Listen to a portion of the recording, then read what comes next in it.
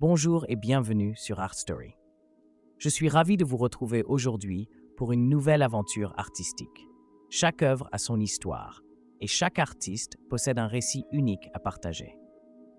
Dans cet épisode, nous allons plonger dans l'univers fascinant de Kazimir Malevich, un artiste dont le simple coup de pinceau a bouleversé notre perception de l'art.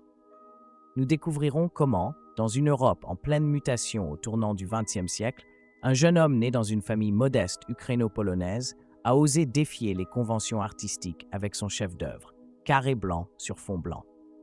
Préparez-vous à être surpris et inspiré, que vous soyez un passionné d'art ou simplement curieux. Restez avec nous pour explorer les coulisses de cette œuvre emblématique et comprendre comment l'imaginaire et la créativité se rencontrent. C'est parti. Imaginez-vous au tournant du XXe siècle, dans une Europe en pleine mutation, où les vieilles traditions artistiques et sociales se fissurent sous l'impact des révolutions politiques, des avancées technologiques et des guerres imminentes. C'est dans ce contexte qu'un jeune homme, né en 1869, dans une famille modeste ukraino-polonaise, va renverser les codes de l'art.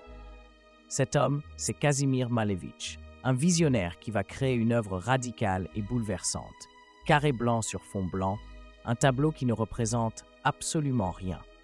Et pourtant, tout. Malevich ne naît pas dans une famille d'artistes ou d'intellectuels comme beaucoup d'autres figures de son temps.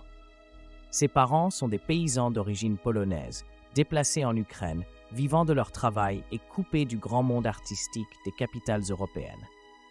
Enfant, Kazimir grandit dans la campagne ukrainienne, entouré de paysages simples, et cette vie rustique façonne son regard sur le monde. Il apprend à voir au-delà des apparences, à capter l'essence des choses à travers les formes et les couleurs les plus basiques. Il n'a pas accès aux grandes académies, pas de peintres ou de sculpteurs autour de lui pour le former. Pourtant, dès son plus jeune âge, il est fasciné par l'art. Il commence à dessiner ce qu'il voit autour de lui, les champs, les paysans au travail, la vie simple et rude de l'Ukraine rurale.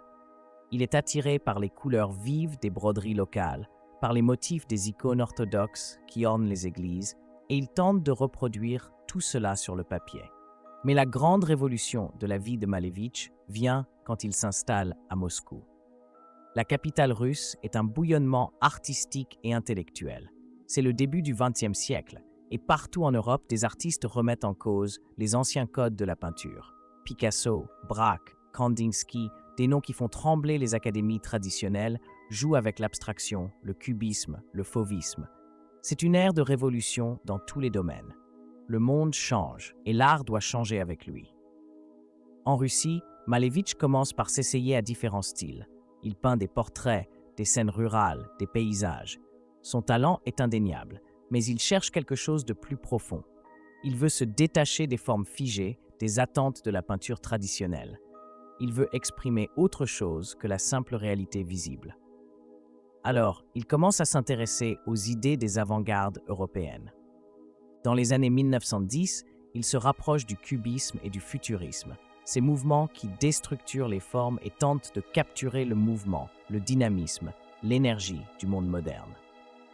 Mais pour Malevich, cela ne va pas encore assez loin. Peu importe que l'on décompose une forme en petits morceaux, si au fond on continue à représenter quelque chose de reconnaissable. Il lui faut plus. Il veut aller au cœur de la sensation pure, au-delà du visible. Et puis, soudain, la révolution éclate. En 1917, la Russie est en feu. Le tsar est renversé, la guerre civile éclate. Dans ce chaos, Malevich trouve un terrain fertile pour ses idées. Pour lui, l'art doit aussi faire sa propre révolution. L'art ne doit plus être au service des rois, des empereurs ou des institutions bourgeoises. Il doit être libre, totalement indépendant de la réalité matérielle.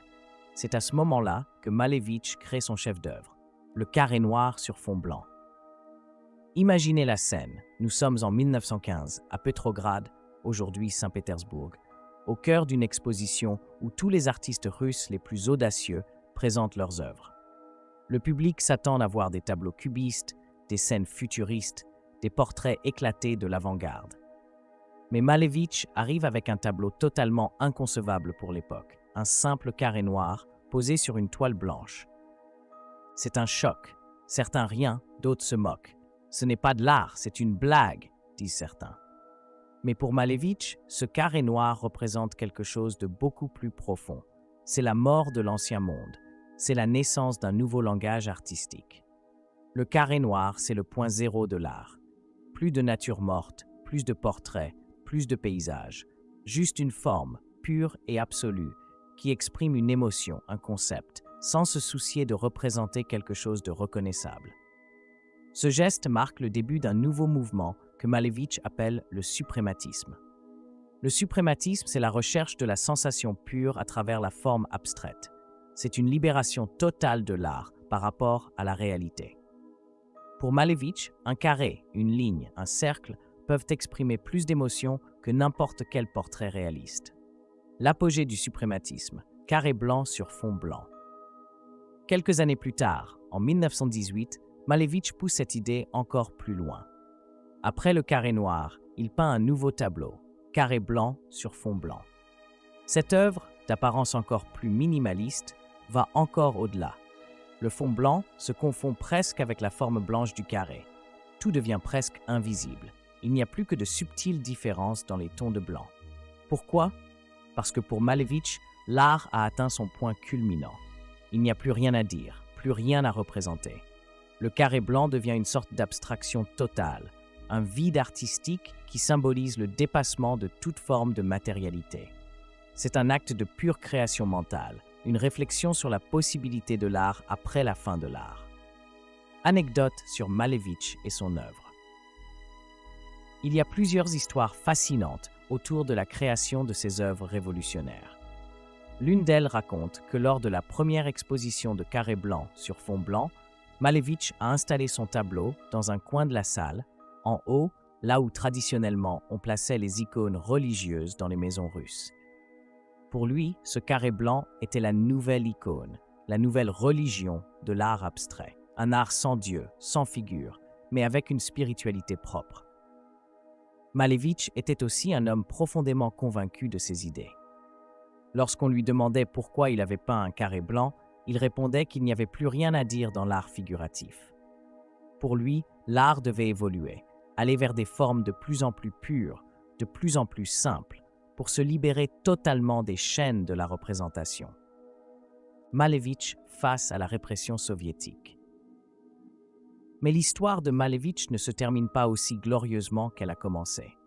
Après la révolution russe, l'art, comme tout le reste, est récupéré par le régime bolchevique. Au début, les avant-gardistes, comme Malevich, sont vus comme des alliés du nouveau régime, des révolutionnaires de l'art pour un monde nouveau. Mais rapidement, le gouvernement soviétique impose une nouvelle forme d'art, le réalisme socialiste, un art qui doit servir la propagande d'État. Malevich, avec son abstraction radicale, devient une figure suspecte. Ses œuvres sont interdites, il est persécuté et doit arrêter de peindre des œuvres abstraites. Il revient à la peinture figurative, mais c'est un retour forcé, une trahison de ses propres idées. Il meurt en 1935, dans l'isolement, déçu par la tournure des événements. Malevich, aujourd'hui, un précurseur de l'art moderne. Et aujourd'hui, que représente Malevich pour nous? À une époque où l'art conceptuel, minimaliste, numérique explose, on peut dire qu'il a été un véritable précurseur. Le carré blanc sur fond blanc semble anticiper les réflexions contemporaines sur le vide, sur l'absence de forme, sur la simplicité radicale. Dans notre époque saturée d'images et d'informations, l'œuvre de Malevich résonne comme une méditation sur le silence, sur le dépouillement. C'est une invitation à réfléchir sur ce que l'art peut être, à une époque où tout semble déjà avoir été fait. Son geste de réduire l'art à sa forme la plus pure, la plus simple, reste un acte révolutionnaire qui continue de fasciner et d'inspirer. Kazimir Malevich a ouvert une porte vers une nouvelle dimension de l'art.